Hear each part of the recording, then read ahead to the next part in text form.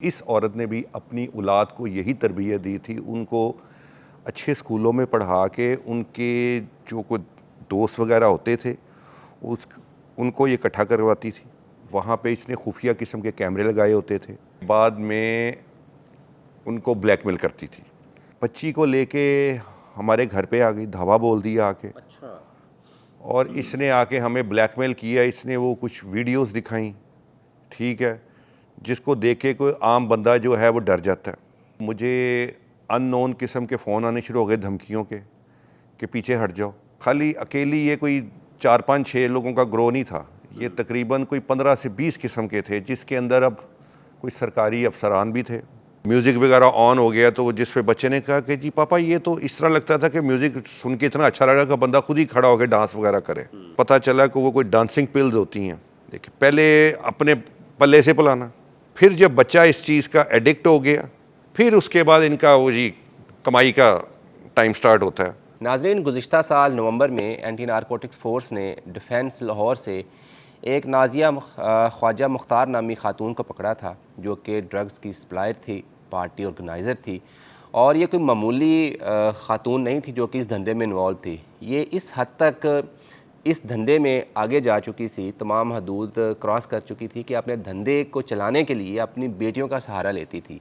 अपनी बेटियों के ज़रिए ये शहर के जो मालदार फैमिली से ताल्लुक़ रखने वाले मासूम बच्चे थे, नौजवान थे, उनको ट्रैप करती थी और उसके बाद उनको इस धंधे में भी इन्वॉल्व करती थी और फिर उनको ब्लैकमेल करके उनसे पैसे भी कमाती थी। एक ऐसी ही मुतासरा जो फैमिली थी, उनसे हमने रब्ता किया और उनसे हमने रिक्वेस्ट की कि इसका जो धंधा था, इसका जो कारोबार था, जिसने कई नौजवानों की ज़िंदगियाँ तबाह की, उसको एक्सपोज़ किया जाए।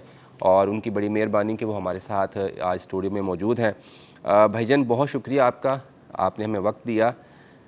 ये बताइएगा कि जो कुछ आपके साथ हुआ, वो आप हमें बयान कर सकते हैं? ये औरत एक ऐसी माशरे का नासूर किस्म की है कि जो कि अपने फ़ायदे के लिए, अपने आप को कैश करवाने के लिए इसने अपनी औलाद को भी अपने साथ मलवाया हुआ था। ठीक है, ऐसी औरतों का ये एक ऐसा गैंग है कि ये हर शहर के पोर्च इलाकों के अंदर आके रहाइश पजीर होती हैं, ताकि वहाँ पे इनकी मिलना बुलाना अच्छी फैमिलीज़ के साथ, अच्छे कारोबारी लोगों के साथ, उनके साथ ये इनका उठना बैठना हो। इस औरत ने भी अपनी औलाद को यही तरबियत दी थी, उनको अच्छे स्कूलों में पढ़ा के उनके जो कोई दोस्त वगैरह होते थे उस उनको ये इकट्ठा करवाती थी। ठीक है, फिर अपनी बच्चियों के थ्रू ही ये आगे पार्टीज़ वगैरह करवाती थी। उस पार्टीज़ के अंदर जो भी नशीली चीज़ें वगैरह थी वो इस्तेमाल होती थी।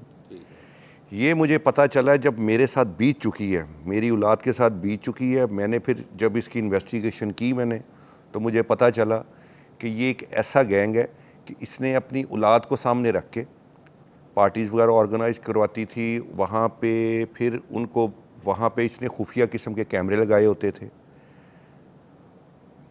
और ये वो रिकॉर्डिंग करके बाद में उनको ब्लैकमेल करती थी। अब आपके सामने है, देखें, बड़े घरों के बच्चे हैं जिनके माशाल्लाह अल्लाह ताला ने उनको सब कुछ दिया हुआ है, उनकी औलादों के पास भी सब कुछ है, ठीक है, उनके जेब खर्च उनके बड़े किस्म के हैं।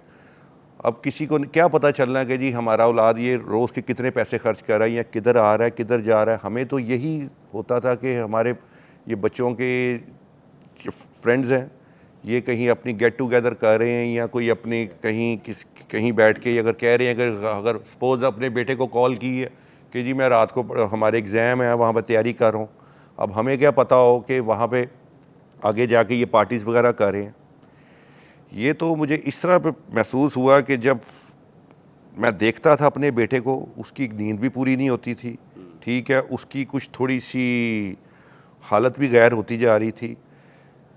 फिर अचानक हुआ ये कि थोड़े अरसे बाद ये औरत अपनी बच्ची को लेके हमारे घर पे आ गई, धावा बोल दिया आके। अच्छा। और इसने आके हमें ब्लैकमेल किया। इसने वो कुछ वीडियोस दिखाई, ठीक है, जिसको देख के कोई आम बंदा जो है वो डर जाता है, हमारे जैसा जो शरीफ शहरी है, ठीक है। तो मैंने वहाँ से डर के हमने हाथ पांव जोड़े, ठीक है। इसने जो हमें ब्लैकमेल करना था वो किया। फिर उसके बाद क्या हुआ, मैंने सोचा कि ये अगर ये इस तरह खुलेआम करती जा रही, इसको पकड़ने वाला कानून का कोई हमारे मुल्क में, माशरे में कोई ऐसा बंदा नहीं है, या कानून किधर गया कि इसको कौन रोक सकता है। मैंने अपने कोई दोस्तों से, अपने फैमिली वालों से मशवरा करके मैं थाने भी गया, ठीक है। जब थाने में जाके जब इसके ख़िलाफ़ कोई दरख्वास्त वगैरह दी है, तो जब उन्होंने बुलाने का टाइम आया तो मुझे अननोन किस्म के फ़ोन आने शुरू हो गए, धमकियों के, कि पीछे हट जाओ, तुम्हारे साथ ये कर देंगे, तुम्हारी फैमिली के साथ वो कर देंगे। फिर इस औरत की भी कॉल आई कि भी तुमने देख लिया थाने जाके, तुम जो मर्ज़ी कर लो, हमारे हाथ बहुत ऊपर तक फैले हुए हैं। मैं बहुत उस टाइम पे परेशान हो गया। मैंने कहा क्या करूं। फिर थक हार के, ज़ाहिर बात है जो हमारे ये माशरे में है कि मैं पीछे हट के बैठ गया। लेकिन मैं ये देख रहा था कि ऊपर अल्लाह है, कभी ना कभी तो ये औरत अल्लाह की पकड़ में आएगी, ठीक है। ये तो अल्लाह भला करे जी। हमारे पाकिस्तान का एक बहुत अच्छा महकमा जो कि सेंट्रल गवर्नमेंट के अंडर आता है, को ANF, ठीक है, उसने ये अपनी कार्रवाई की कोई आज से 7 साढ़े 7 माह पहले। वो भी हमें जब ये आपकी तवासत से मीडिया के ऊपर जब ये ख़बर चली, पता चला कि जी अल्लाह ताला ने करम किया कि उस औरत को और उसकी औलाद को भी उन्होंने पकड़ लिया।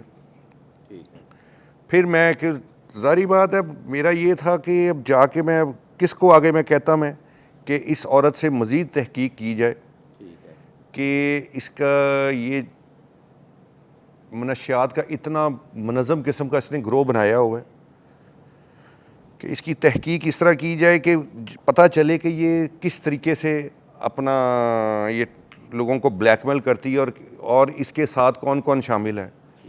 मैं फिर पिछले 5-6 माह से इसके ऊपर वर्किंग कर रहा था, ठीक है।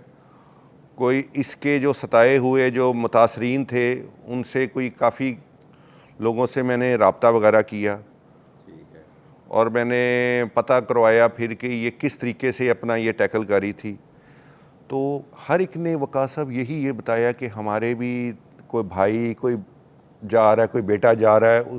इन्होंने अपनी एक इस तरह का, इस औरत ने एक गैंग टाइप बनाया हुआ था जिसके अंदर इसकी बेटियां तो थी शामिल, और भी इसने कोई पार्टीज़ वगैरह करवाने के लिए जितनी भी डांसर्स भी थी वो भी इसने अपने साथ मुलवाई हुई थी, ठीक है। ये खाली अकेली ये कोई 4-5-6 लोगों का ग्रो नहीं था, ये तकरीबन कोई 15 से 20 किस्म के थे, जिसके अंदर अब कोई सरकारी अफसरान भी थे। अब जहाँ तक सरकारी अफसरान को आते हैं, हमारे माशरे में यही है कि जी सरकारी है जी, उसको दे ले के जी ये मामला ख़त्म कराना है। लेकिन कुछ ज़राया से मुझे ये भी पता चला कि ये उनको भी ब्लैकमेल कर रही है। अच्छा। क्योंकि फिर काफ़ी लोगों ने बताया कि जी हम वहाँ पे गए हैं तो वहाँ पे हमें हिडन कैमरे नज़र आए हैं। ये जहाँ भी पार्टीज़ ऑर्गेनाइज करवाती थी इसने जगह जगह पे हिडन कैमरेज वगैरह लगाए होते थे। और वो हिडन कैमरे लगाने का मकसद यही होता है कि अगर आपको कोई कल को कभी कोई बंदा आपको कहे या कोई भी सरकारी अफसर भी आपसे अपना कोई तकाजा करे तो आप उसको भी ये उसकी तस्वीरें वगैरह दिखा दें। ठीक है। तो उस वजह से मैंने देखा कि ये 15-20 जनों का ये ग्रो है, ये ठीक है। ये तो हम अल्लाह का शुक्र अदा करते हैं कि जी एक ANF ने आके इसको पकड़ा है, इसकी सारी छानबीन की है। और जब ये छानबीन में नज़र आया कि इस औरत ने तो सारा कुछ कमाया ही यहाँ से, और ये काफ़ी अरसे से ये काम कर रही थी, पिछले 8-10 साल से पता चला। और ये इसका ये था कि पोर्च इलाकों में ही ना अपने इसने मुख्तलिफ़ किस्म के इसने अपनी प्रॉपर्टीज़ अपनी रखी हुई थी। कभी कहीं पे पार्टी ऑर्गेनाइज कर रही है, कभी कहीं फार्म हाउस पे कर रही है, कभी किसी जगह पे कर रही है। और वहाँ के मुतलका थाने वाले भी इसके साथ मिले होते थे। आपके बेटे ने क्या बताया कि ये किस तरह की ड्रग्स जो थी वो इस्तेमाल करवाती थी? एक चीज़ मैंने आपको बतानी भी है, इसका आप कह रहे थे अभी कि 7-8 साल से इसका ये धंधा है ये, लेकिन मेरा ख्याल है ये कोई 30 साल से है। इसने शुरू किया था, ये शायद पहले एयर होस्टेस थी, फिर ये इसने कुछ रशियन बच्चियाँ ला के मसाज सेंटर स्टार्ट किए, फिर इसके पे कुबा खाना चलाने के भी FIRs हुई, फिर इसे शराब के भी पर्चे हुए। तो इसने जी शुरू में इस तरह किया कि कहीं गेट टुगेदर जा रहे हैं तो बेटे ने बताया कि जी मुझे फ़र्स्ट टाइम जब अपना कहीं बैठे हुए हैं तो कोई मशरूब आया तो वो मशरूब पिया, वो पीने के बाद कोई थोड़ा सा हल्के से चक्कर आए, ठीक है, और उसके बाद इन्होंने कोई म्यूज़िक वगैरह ऑन हो गया तो जिस पे बच्चे ने कहा कि जी पापा ये तो इस तरह लगता था कि म्यूज़िक सुन के इतना अच्छा लगा कि बंदा खुद ही खड़ा होकर डांस वगैरह करे, ठीक है। वो जब पता कराया तो वो जो होती हैं जी, पता चला कि वो कोई डांसिंग पिल्स होती हैं, ठीक है, डांसिंग पिल्स, ठीक है। अब देखिए कैसे कैसे दुनिया के अंदर अब नशे वगैरह आगे हो गए हैं, वरना पहले तो यही होता था कि लोग जी वो कोई शराब नोशी कर रहा है या कोई और नशा था जो हमने अपने जवानी में हमने जो देखे हुए हैं, सुने हुए हैं, ठीक है, शराब हो गई या चरस हो गई, ठीक है। अब 2005 के बाद का जो हमारे माशरे के अंदर जो कुछ 4-5 किस्म के जो ड्रग्स आ गए हैं ना, जिसके अंदर मेन जो एक है कोकीन। अब आपने कोकीन का तो आपने सुना होगा, ये जो आजकल कराची वाला वाकया जो पिंकी का। अब देखिए ना, पिंकी भी कितने अरसे से काम कर रही थी, कई सालों से, ठीक है, और वो क्यों नहीं पकड़ी जा रही थी, ठीक है। ये अब देखें माशरे के अंदर गवर्नमेंट लेवल के ऊपर जब कोई जो सुना है कि जी कोई 2 सियासतदान थे, उनके बच्चे इसके मुतासिर शिकार हो के उनके साथ ये हुआ, तो आगे फिर गवर्नमेंट को ख्याल आया। अच्छा, और वो देखे वो चली बात सिंध से, ठीक है, पिंकी साहिबा सिंध के अंदर भी मुतहरिक थी और ये लाहौर के अंदर भी मुतहरिक हुई थी, ठीक है। समझ लें कि ये जो खातून जिसका नाम आप नाजिया ख्वाजा बता रहे हैं, ये समझे कि ये पंजाब की पिंकी तो सिंध की थी ना, ये पंजाब की पिंकी थी। ये उसने यहाँ तो अब देखें तो पिंकी भी पकड़ी गई है, तो अब आपको थोड़े अरसे बाद पता चल जाएगा इन दोनों का आपस में कोई ना कोई गठजोड़ भी होगा, जारी बात है, वो भी कोकीन का। अच्छा हाँ, कोकीन के बाद एक और भी अब काफ़ी ये जो नशे आ रहे हैं, कोई आइस सुन ली है हमने, कोई और किस्म की कोई अपना कोई वीड हो गया कोई, ठीक है, वो फिर वो सारे इस ये औरत प्रोवाइड करती थी। अब ये करती किस तरह थी कि ये शुरू में पहले बच्चे को हल्का हल्की डोज दे के डोज से, ठीक है, देखिए पहले अपने पल्ले से पिलाना, पार्टीज़ के अंदर ये अगर ये कहीं पे ऑर्गेनाइज इसकी औलाद या इसकी जो भी गैंग की कोई भी जो औरतें हैं वो लेके जा रही हैं, पहले ख़ुद पिला रही हैं, फिर जब बच्चा इस चीज़ का एडिक्ट हो गया, ठीक है, तो उस बच्चे से ही खुद ही इन्होंने पूछना कि तुम्हें मज़ा आया, ये हुआ, उसने कहा जी हाँ जी ये है। जब वो बच्चे को थोड़ा सा तलब हुई है, उसने अमीन को कह दिया, उसने कहा ठीक है मैं मेरे पास है, मैं वो करते हैं, इसको इस तरह पीना है।